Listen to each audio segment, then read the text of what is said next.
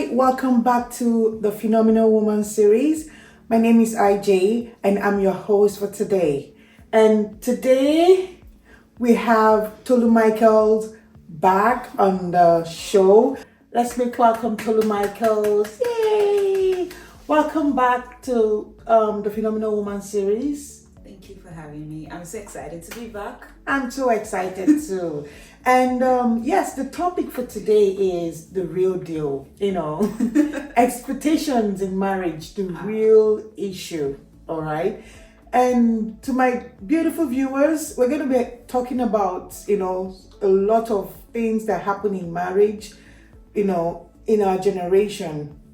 Marriages these days, they don't fail because of lack of love.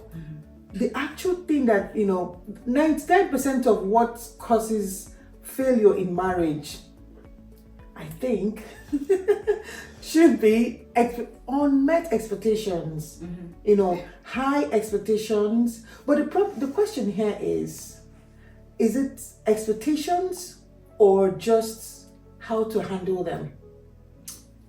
Well, I think it would be how the expectations are handled. Like you were saying, unmet expectations or like unrealistic expectations, because we should have expectations of one another. Right. On a basic level, I expect another human being to treat me with respect and I treat them with respect. Those expectations hold all of us to high standards. Yes. And it helps us to maintain our relationships. So I think, you're right. It's not the expectations themselves, but how expectations are handled and communicated. Yeah, because I believe that for every project in life, there should be some sort of expectations. Take for instance, you're going back to school, you should have some expectations.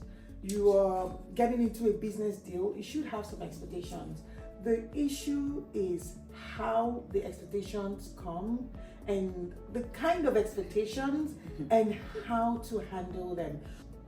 Everyone has a level of expectations, they have when they're about to get into marriage.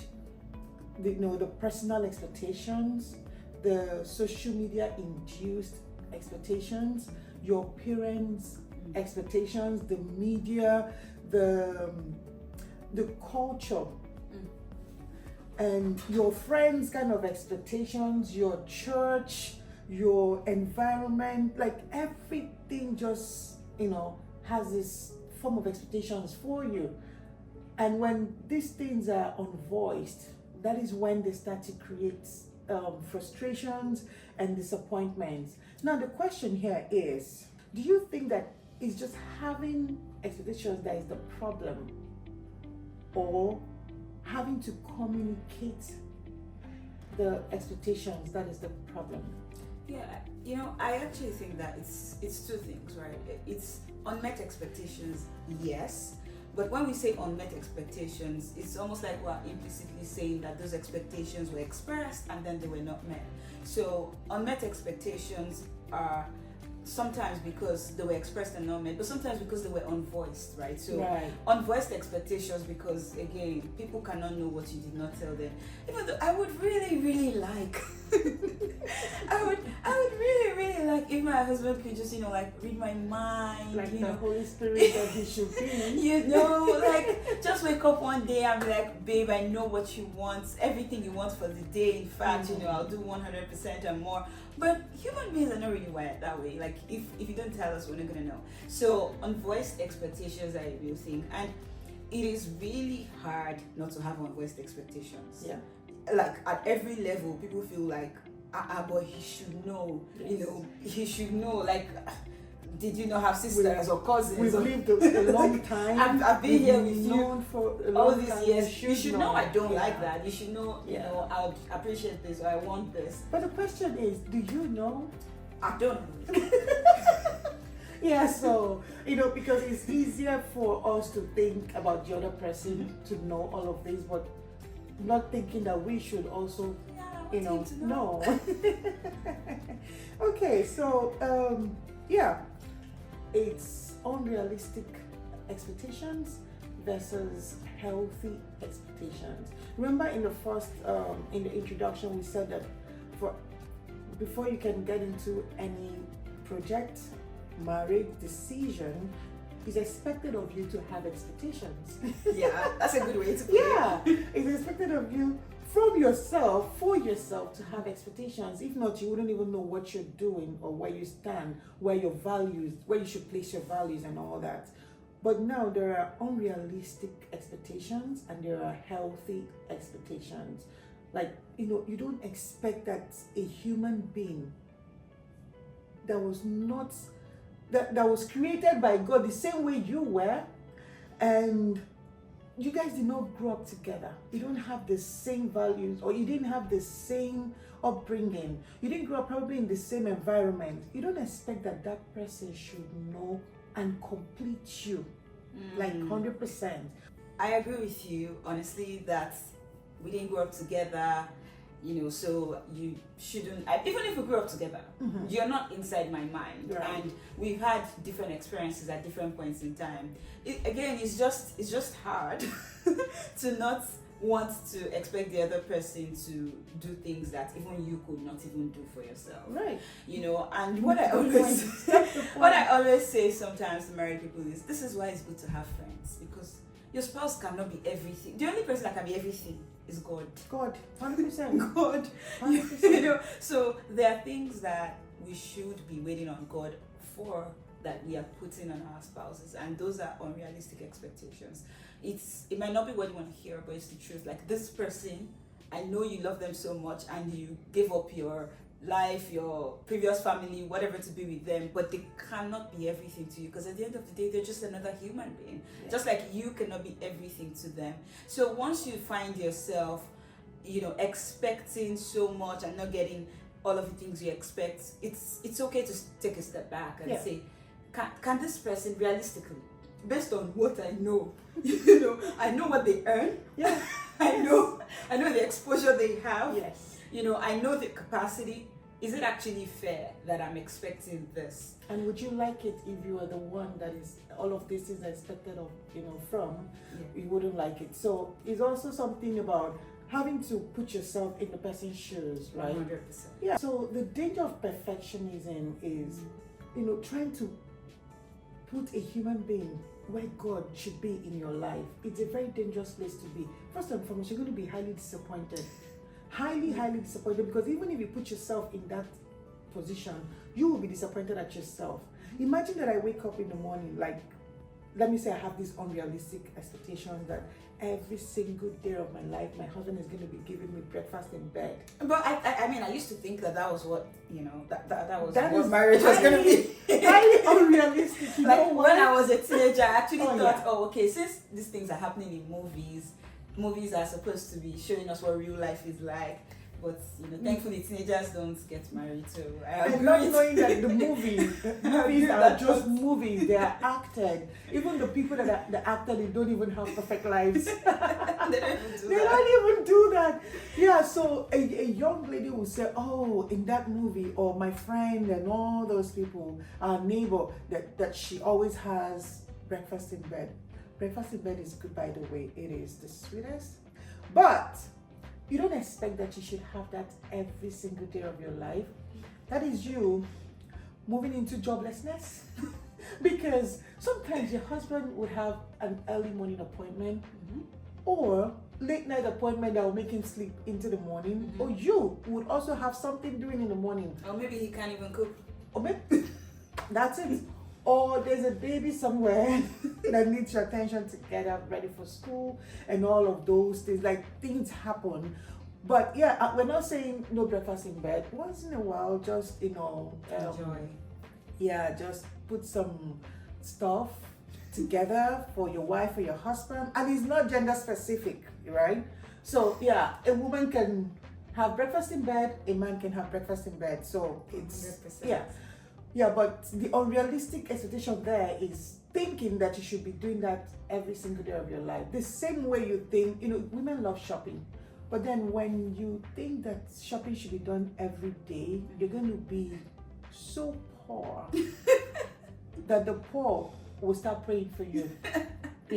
So there's some things that we grew up with watching and listening to that are unrealistic.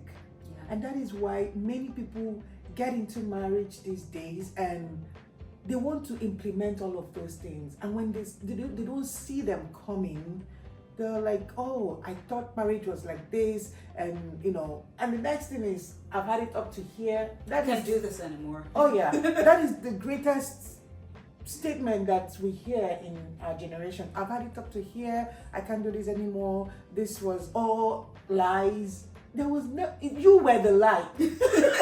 You were the lie, because you came into a project. You came into a covenant with lies in your head that you refuse to let go. So it's a girly thing to have expectations and some unrealistic expectations. But the issue here is how you hold on to it. Mm-hmm. Sometimes it's just okay to let go. When you know that it's not working, let go. The third point here is silent expectations. That's the hidden strain. Just the way the room is silent. You expect that a human being should know what you're thinking in your heart. And then sometimes it's not even just because you expect them to know, but sometimes it's also because you just don't want to be the one to talk about it. Because I once read about, a lady who was saying that she didn't want to tell her husband that she needed compliments, because now if she told him, whenever he compliments her, she'll feel like it's forced or it's fake, or he's doing it because she asked. I thought that was interesting. But that could mean something if only she's always reminding him. Yeah, because also in love language, if your wife's love language is this and she has to tell you every time, then that is not, it doesn't do anything for her. Exactly. But if it's a one-off thing, or just once in a while, remind someone. Life is busy. Life is busy. Yeah. You do have to tell them. It's also because as time goes on, we find ourselves sometimes in situations where we are just maintaining status quo. Yeah. You're working hard, there's responsibility everywhere, left and right. It's like you're doing enough just to get through the day. You don't need to add a lot of so it's actually worth reminding them, because again, don't forget, like, this person did not marry you to make your life miserable. Yeah. They just really forgot or got busy, life just does the thing it does. Things happen. Yeah. So it's okay to remind. It's okay to mention. It's okay to ask. Yeah. And that actually takes us to the next point. Because this silent expectations, the only cure for it is moving from assumptions to conversation. So the next point is the role of communication in marriage. If you have these expectations, unrealistic, healthy, hidden and all that, what is stopping us from communicating it? We are supposed to be married to our friends, our best friends. Imagine that you have a friend that is not doing what you want him or her to do.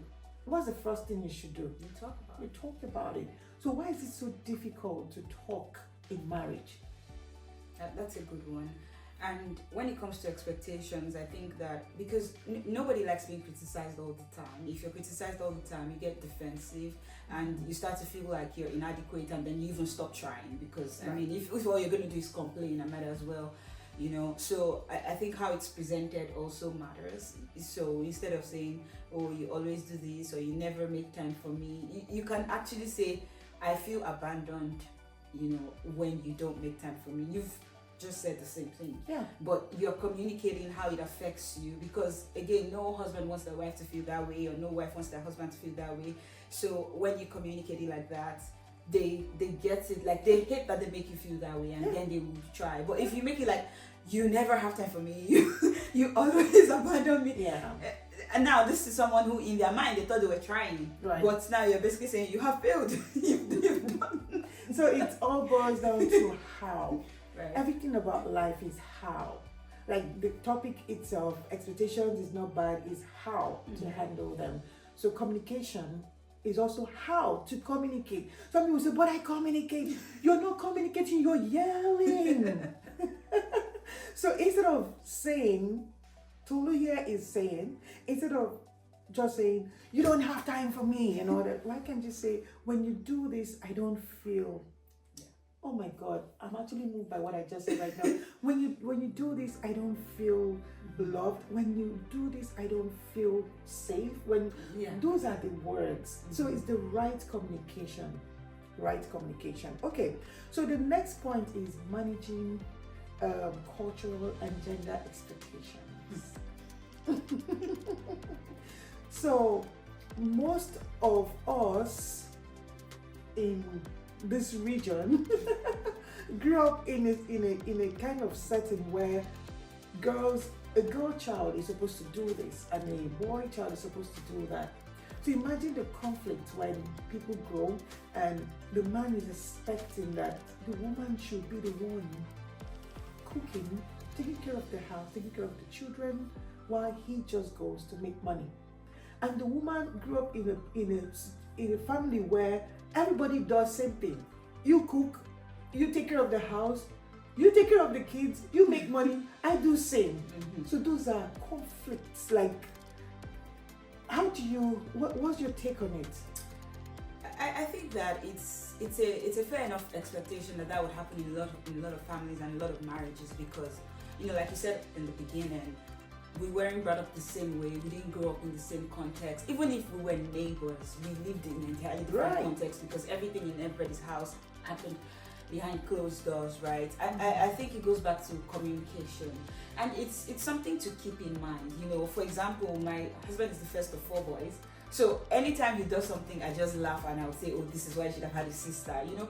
I'm joking, but I'm serious. you know, but the thing is, I remember that about him, and I also acknowledge what makes that good, because he didn't have a sister also means like he doesn't believe there's any work that's just for girls, because they had to do everything, right? So that's a good thing, you know. But then there's also the fact that there are some things that you're like, oh my God, don't you know that, like, they see that you should be buddy, like, you know, don't you know that this is what a girl wants, that sort of thing. So but understanding where each person is coming from, communicating it, and then if you even need to get counsel, there's no shame in that, you know. Sitting with like a godly friend, or, you know, older couples, marriage mentors, you know, marriage mentors, those sort of things. Right. I think we should normalize doing that, because sometimes it's going to take somebody else to speak to your spouse in a language that they will understand. Right. And that's okay.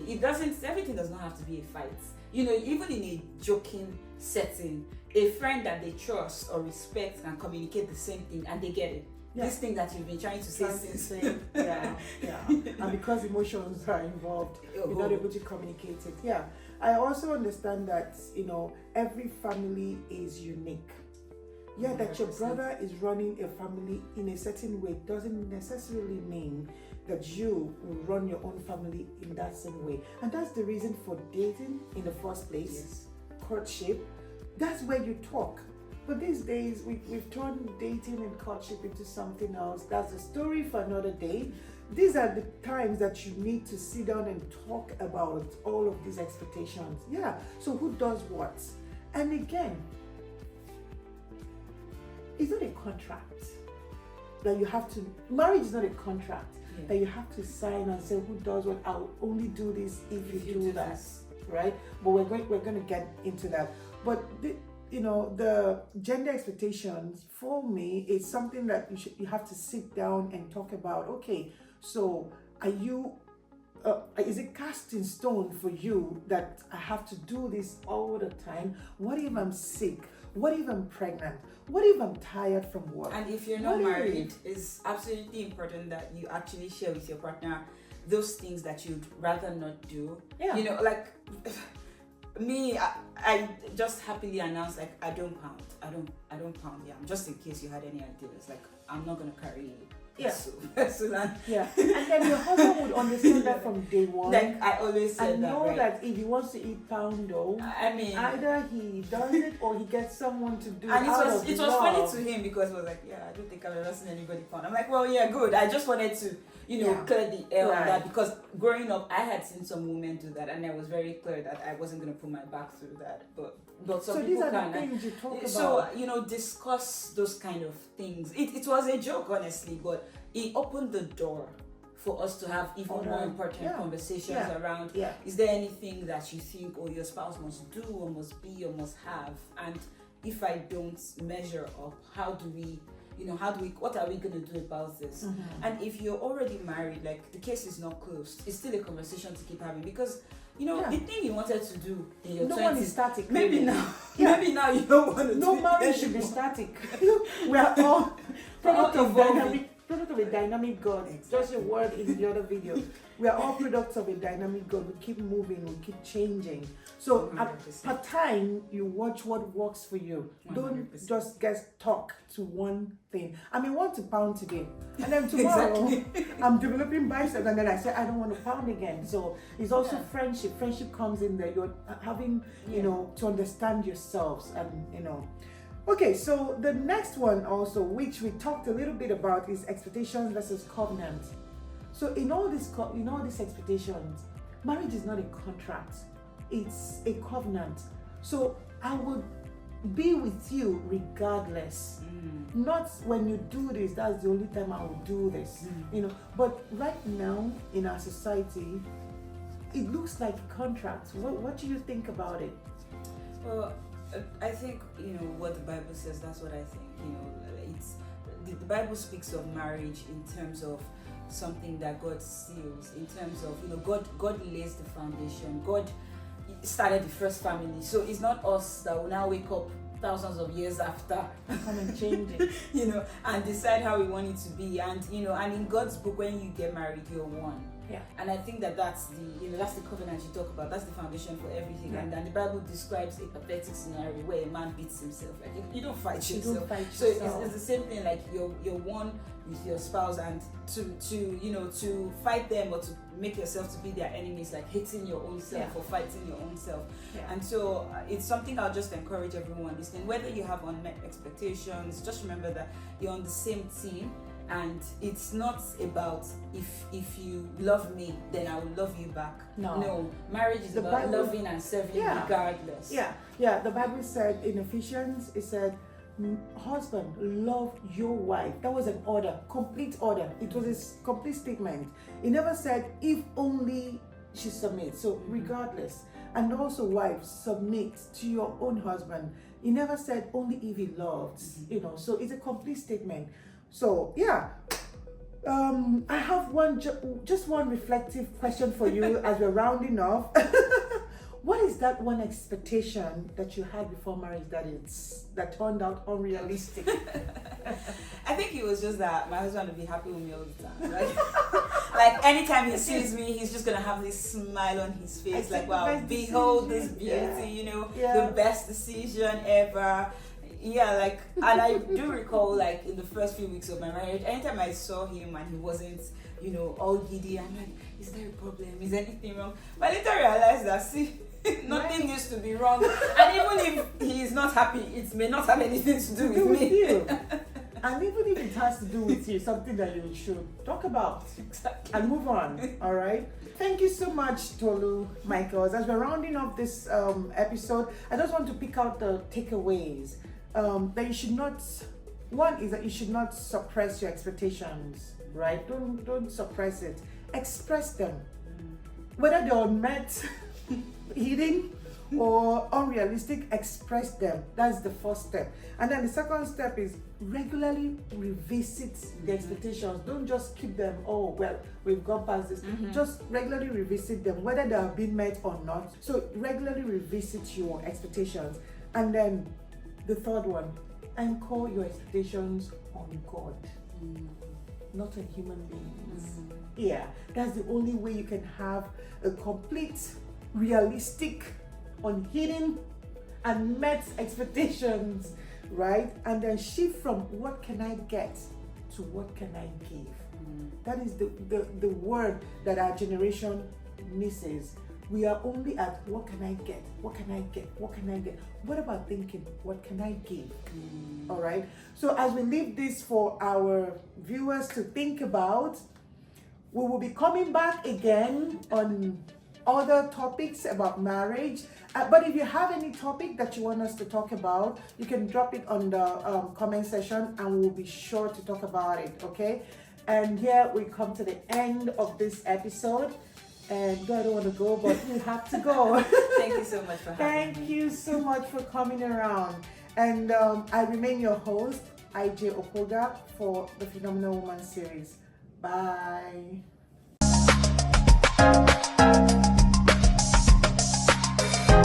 Right? So, hold on.